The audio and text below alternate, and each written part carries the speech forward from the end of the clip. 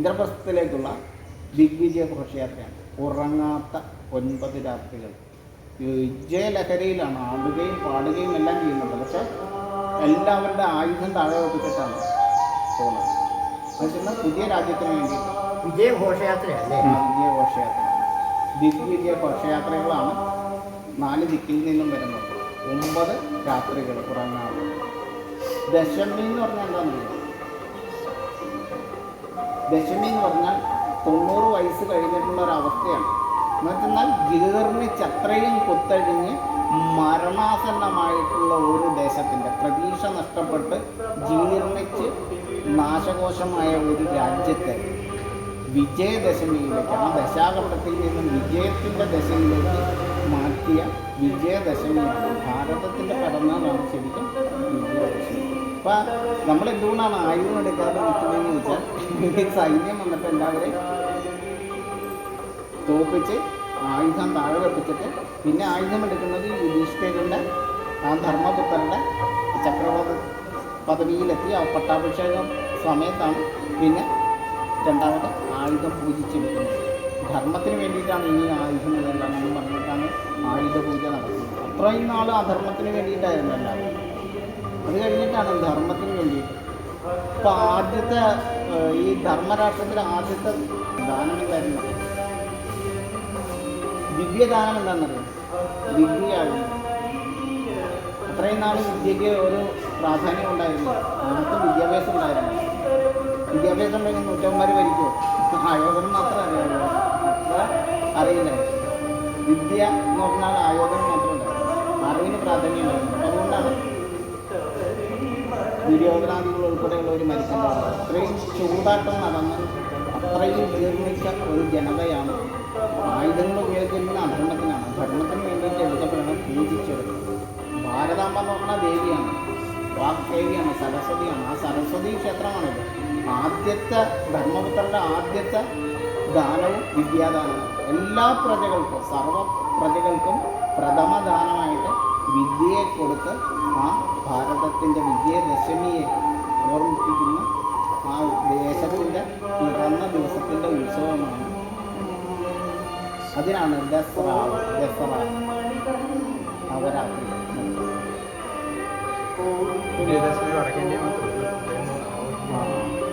ഇവിടെ ഇതാണ് ഇന്ന് ആഘോഷിക്കുന്നത്. കേരളത്തിൽ ഈയിടെയാണ് ആഘോഷങ്ങൾ വന്നത്. കാരണം കേരളത്തിൽ അന്നും കരയുമായിരുന്നു വിജയദശമി. കാരണം കേരളത്തിന് തോപ്പിച്ചിട്ടാണ് സഹദേവൻ ഇവിടുന്ന്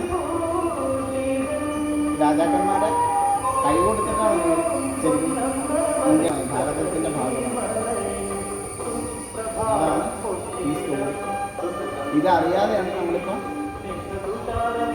നവരാത്രി ആഘോഷിക്കുന്നത്. ഇപ്പം എന്തിനാണെന്നറിയാൻ പാടില്ലാതെ വേറെ പല രീതികളും പല കാര്യങ്ങളും ദേവിയുടെ 9 അവതാരങ്ങളും ഒക്കെ പറഞ്ഞുകൊണ്ടാണ് ഇപ്പോൾ ഓരോ ദിവസവും ഓരോ ദേവിയെ വരച്ച് ഓരോ ദേവിയുടെ കഥകളും പറഞ്ഞുകൊണ്ടാണ് നവരാത്രി ഇപ്പം നമ്മൾ ആഘോഷിക്കുന്നത്. ശരിക്കും ഇതാണ് അവസ്ഥ. ഇതാണ് യഥാർത്ഥ ചരിത്രം. ഈ ചരിത്രമാണ് നമ്മൾ പറയേണ്ടത്, പഠിക്കേണ്ടത്. രാജ്യസ്നേഹം വളർത്താനും കൃഷ്ണഭക്തി ഉണ്ടാകാനും ഇത് തന്നെയാണ് ലോകം പഠിക്കേണ്ടതും പറയേണ്ടത്. പക്ഷേ നമ്മൾ കേരളം ഉൾപ്പെടെയുള്ള സ്ഥലങ്ങളിൽ ഇതല്ല പഠിക്കുന്നത്, ഇതല്ല പറയുന്നത്, ഇതല്ല പ്രചരിപ്പിക്കുന്നത്. അപ്പോൾ ഭാരതത്തെ എങ്ങനെ വെട്ടിമുറിക്കാനാണ് പഠിപ്പിക്കുന്നത് പറയുന്നത്. ഭാരത് മാതാക്ക് ജയിൽ വിളിച്ചപ്പോൾ വലിയ ഒരു അപവാദം പോലെയാണ്. അത് എന്തോ ഒരു വലിയ ആയിട്ടാണ്. രാജ്യത്തെ നമ്മൾ വർണ്ണിച്ച് പറഞ്ഞു കഴിഞ്ഞാൽ, രാജ്യത്തിന് വേണ്ടിയിട്ട് നമ്മളൊരു വാക്ക് സംസാരിച്ചു കഴിഞ്ഞാൽ അതെന്തോ വളരെ മോശപ്പെട്ട ഒരു കാര്യമായിട്ടാണ് ഇന്ന് ഇത് കേട്ടിട്ട് നിങ്ങൾക്ക് എന്താണ് തോന്നുന്നത്? ഞാനിത് പറഞ്ഞു ഒരു പുതിയ അറിവായിട്ട് തോന്നുന്നത്. ഇത് കേട്ടിട്ട് എന്താ തോന്നിയെന്ന് വെച്ചാൽ നമ്മൾ പഠിപ്പിക്കേണ്ട കാര്യങ്ങൾ പഠിപ്പിക്കുന്നില്ല. ഇതിപ്പോൾ എവിടെ വരും? നമ്മൾ തിരഞ്ഞെടുത്ത് വിടുന്ന വ്യക്തികൾ മാത്രമാണ് വരേണ്ടത്. നമ്മൾ തിരഞ്ഞെടുപ്പിടുന്നില്ല. അവർക്ക് വരില്ലെങ്കിൽ സകലവും വിവരണം കൂടുതൽ അറിയാൻ ശ്രമിക്കും, അതുപോലെ ചെയ്യും. ഇവിടെയുള്ള പാഠ്യ വിഷയത്തിൽ ഇങ്ങനെയുള്ള എന്തെങ്കിലും നല്ല കാര്യമുണ്ട്. അല്ലാതെ നല്ലത് എന്തെങ്കിലും ആരാ ഗ്രേറ്റാണ്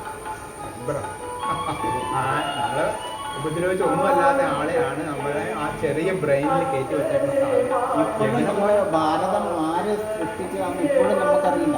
മഹാഭാരതം എന്ന് തന്നെയാണ് ആ ചരിത്രത്തിൻ്റെ പേര്. ആ ചരിത്രത്തിൻ്റെ പേര്, കൃഷ്ണ ചരിത്രത്തിൻ്റെ പേര് ഭാരതമൊന്നും തന്നെയാണ്. മഹാഭാരതം എന്ന് പറഞ്ഞ ഗ്രന്ഥത്തിൻ്റെ ആദ്യത്തെ പേര് വിജയമെന്നായിരുന്നു. ആ വിജയദശമിയാണ്.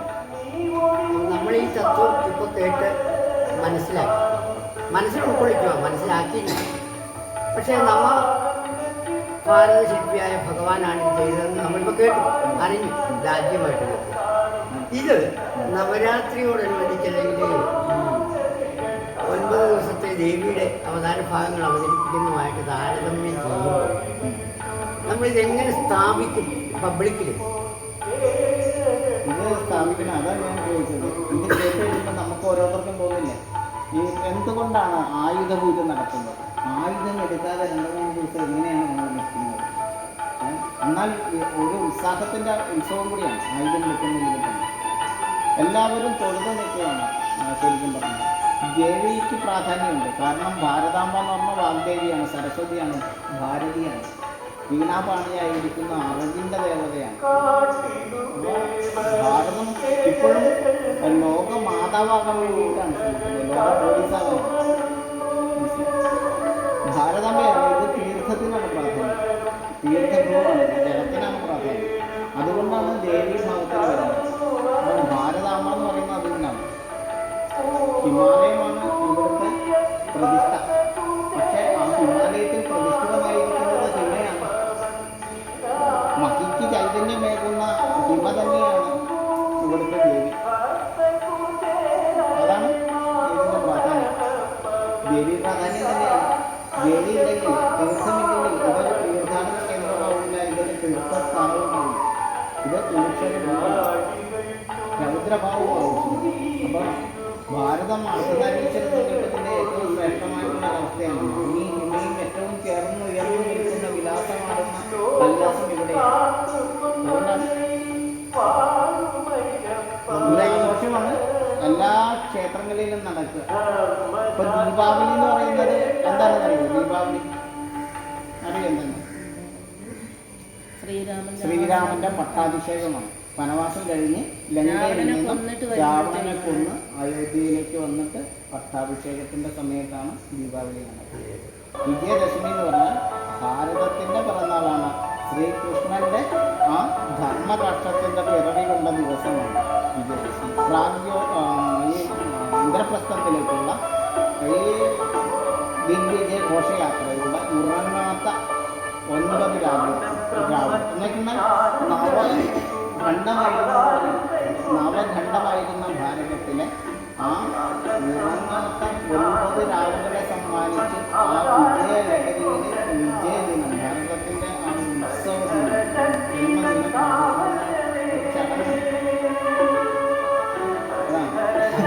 ഇതിനെയാണ് നമ്മൾ അർത്ഥമറിയാതെ ഓരോ കാര്യങ്ങൾ പറഞ്ഞ് ഇപ്പോൾ നമ്മൾ വേറൊരു രീതിയിലേക്ക് കൊണ്ടുപോകാനായിട്ട് ശ്രമിക്കുന്നത്. ഓരോ ദിവസവും നമ്മൾ ചെറുപ്പത്തിലെ കേട്ടതല്ല, ഇപ്പോഴത്തെ വിജയദശമിക്ക് 9 ദേവതാക്കളൊക്കെ വന്ന് വേറെ രീതിയിൽ വന്നു. പണ്ടങ്ങനെയല്ല, ഇച്ചിരി വ്യത്യാസമല്ല. ഓരോ ദിവസം ചെയ്യുമ്പോൾ അല്ലാതെ ഒറ്റ വാചക പൂജ മാത്രമേ ഇനി ധർമ്മത്തിന് വേണ്ടിയിട്ടാണ്. അതാണ് ഈ പ്രോഗ്രാം നിങ്ങൾക്കായി സ്പോൺസർ ചെയ്യുന്നത് മൂഴിക്കരോട് ഗോൾഡ് ആൻഡ് ഡയമണ്ട്സ് ബ്രഹ്മമംഗലം.